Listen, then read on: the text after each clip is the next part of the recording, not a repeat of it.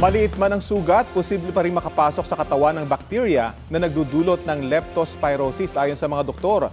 Kaya payo nila, kumonsulta agad para sa tamang gamutan. Balita hatid ni Jamie Santos. Dahil talagang mataas ang tubig.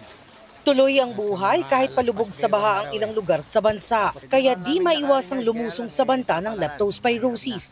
Gaano nga ba ito kadelikado? Ang incubation ng leptospirosis naabot mga 2 to 4 weeks kasi bago lumabas. So kung hindi siya maagapan, hindi siya mabigyan ng prophylaxis o yung gamot na ma-prevent na mag-infect sa katawan, pwede pumunta dun sa dreaded complication ng kidney failure. Hindi rin kailangang may malaking sugat para makapasok sa katawan ng bakterya na nagdudulot ng leptospirosis. Any small break sa skin, any small na sugat sa skin, pwede pumasok ang leptospirosis. Problema kasi, hindi niyo makita yung mga maliit na sugat sa balat. So posible pumasok pa rin siya basta ma-expose kayo. Kaya kung hindi maiiwasang lumusong sa baha, mahalagang mag-ingat at gumamit ng sapat na proteksyon.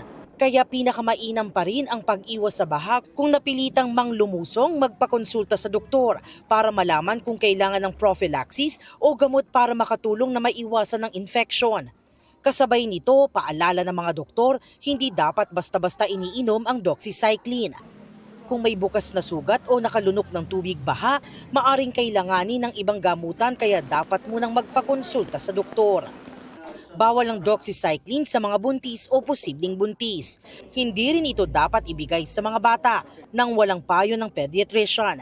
Maari rin itong magdulot ng matinding acid reflux at heartburn, kaya hindi dapat agad humiga matapos uminom.